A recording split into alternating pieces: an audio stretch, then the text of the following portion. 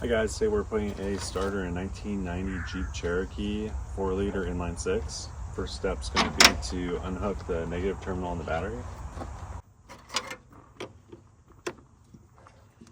It takes a 1/2-inch wrench.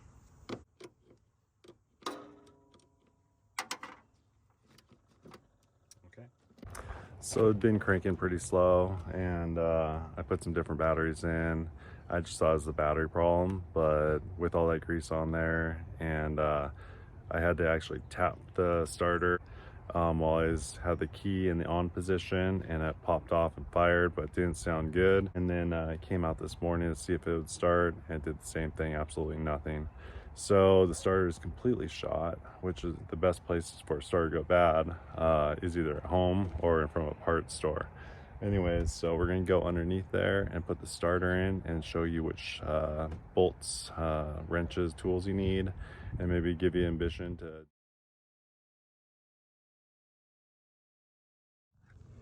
The nice thing is the Jeep, it's only on 30-inch tires, but it's tall enough to where I can climb underneath with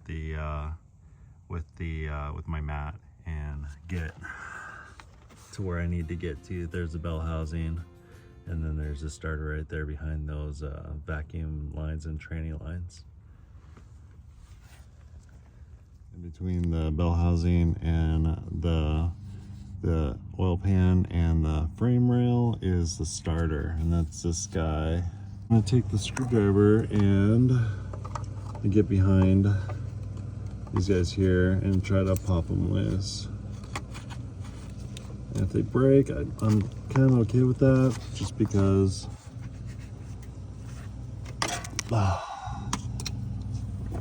they go to this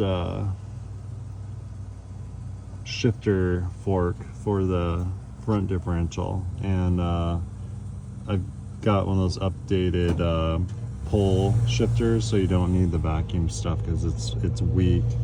Anyways, so I'm just going to kind of pull this out of the way. In fact, I'm going to bend it down a little and get way out of the way, so I don't have to worry about it anymore. I might have enough room to get the starter out of the way.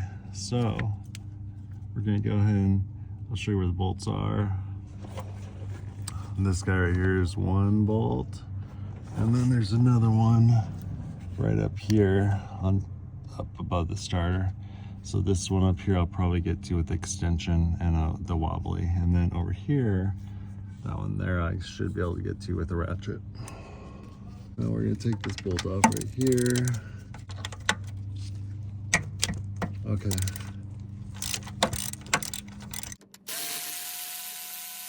All right, so now we have to get this one back here. I don't know if you can see this, but we're gonna get it from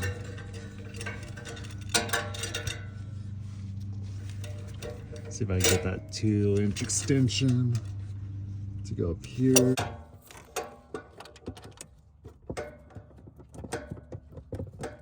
Looks like a 15. Okay, so that's on.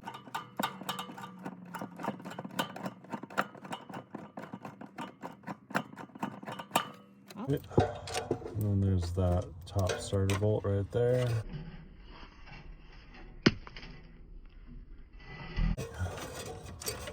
I'll just leave that extension right there for now. So the starter should be loose. Yeah. Okay. Heads up, camera guys. I still got. This is why you unhook the battery, because if it's still hooked up, I'm touching connectors on this ATF line, which would probably cause spark. So always unhook that positive terminal, even if it unsets the radio. Ooh, little guy like a 1/4, and then that looks like a 11. Okay. So we use this 1/4-inch ratchet. And it's 5/16 or 8mm for the little guy. Yeah. Some of these have different connectors going to different spots, so you gotta pay attention where they go. This one goes to the starter, so it's no big deal. And the one from the battery goes to the solenoid, and that's a big one there. And then the ignition source goes to this side of the solenoid. That sends power to the solenoid, which pulls a plunger up that connects the contact between the battery power and the starter. So this is a solenoid power wire right here. We're gonna take that guy out. These starters usually come with new bolts, so don't worry if you lose them. We're gonna pull that guy free right there, okay? And then we're gonna take the little one's, I believe it's a 12. It's in my hand here. Yeah, it's a 12 millimeter. Right there. So we're gonna throw that on the ratchet. And we're gonna pull this, but beware, this it might be the only thing holding the starter up. So I'm gonna get you out of the way so you're out of harm's way. And we're gonna take that guy out right there.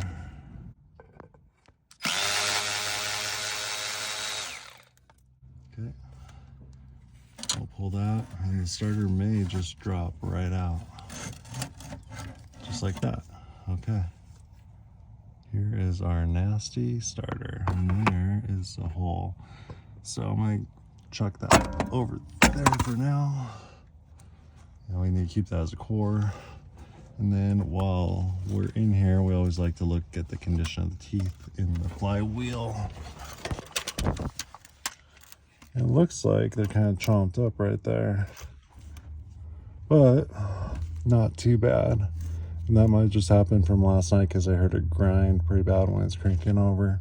So what we're gonna do is throw the new starter in. I'm gonna wipe this contact surface with a rag.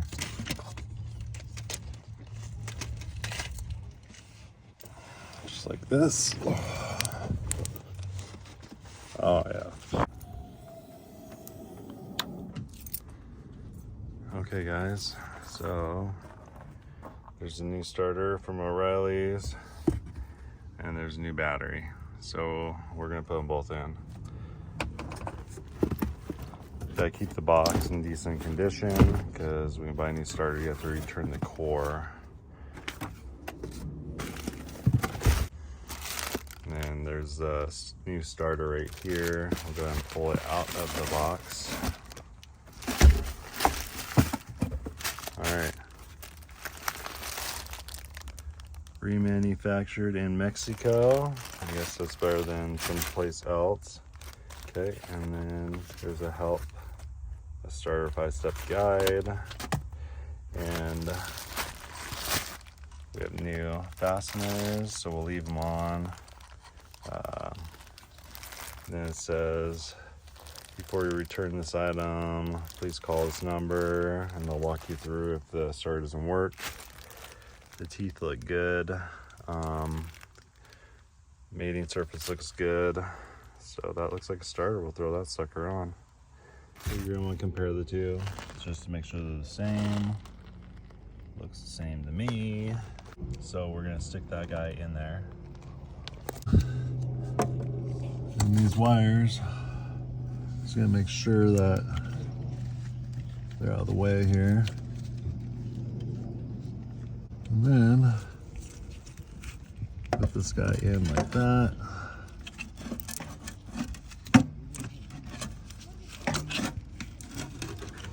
Just like that. And it should stay enough for us to put the wires back in. So we're gonna stick that guy on. Just like that. So we're just gonna tighten this guy.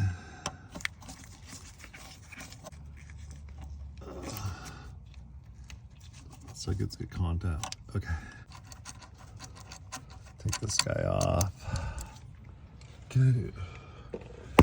Hold this connection down. I'm gonna wipe it off with the rag. Don't want grease or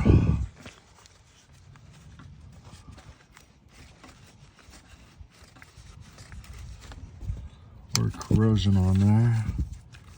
Looks pretty clean. So we're gonna stick that guy on there too. All good? So we put those guys on.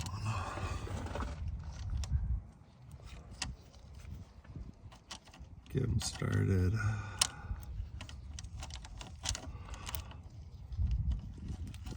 just like that. Run them in with fingers. Alright, so we're just gonna use a ratchet on this. That way we could do it by feel without ruining any electrical connectors inside that solenoid. Alright. Just snug. Okay. So we're good there and there. And there's a rubber thing that's supposed to go over this, but it is so brittle. I ain't gonna ever go over that again. All right, the starter's ready to go back in. Pull it out, push it back in. All right. Okay, the longer one goes on the bottom. Snugging that in. Sorry you guys can't see it. Okay, we're gonna bring this home and snug it, and then we're gonna back off a little and we're gonna get the next one going.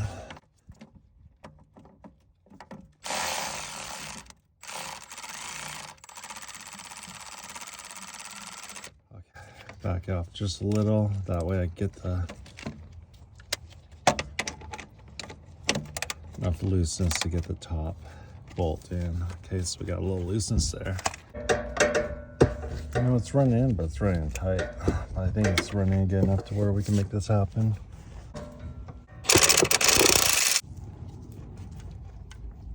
All right, that guy's tight. We'll tighten up this bottom one. And I'll tighten this last one with a wrench.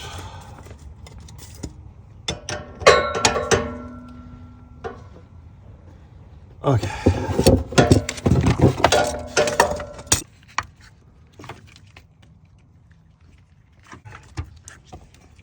We're gonna hook this back up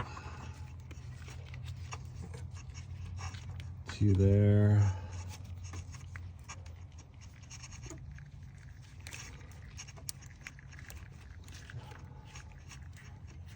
Okay, and then tuck this guy here, just like that. All right, so there's a brand new starter. All right, brand new starter in the Jeep. Boy, it is a tight squeeze when you're not using a hoist and when you're like the rest of the world. Anyways, pick up the tools, crank it and see what happens. Okay, so we hooked up the negative terminal right there, and we're gonna watch this thing start.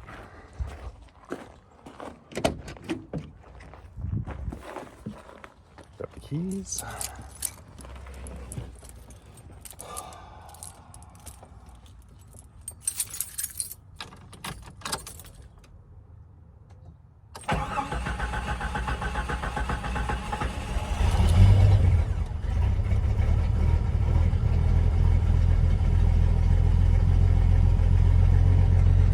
Probably not starting very quickly because it's the battery's been disconnected, so sometimes it takes a second to recalibrate itself to the parameters, but the starter works. That's great.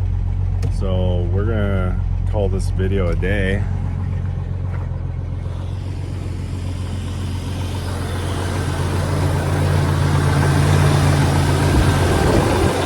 Now we have a brand new starter down there that's all covered with grease. The leaves are really pretty at this time of year.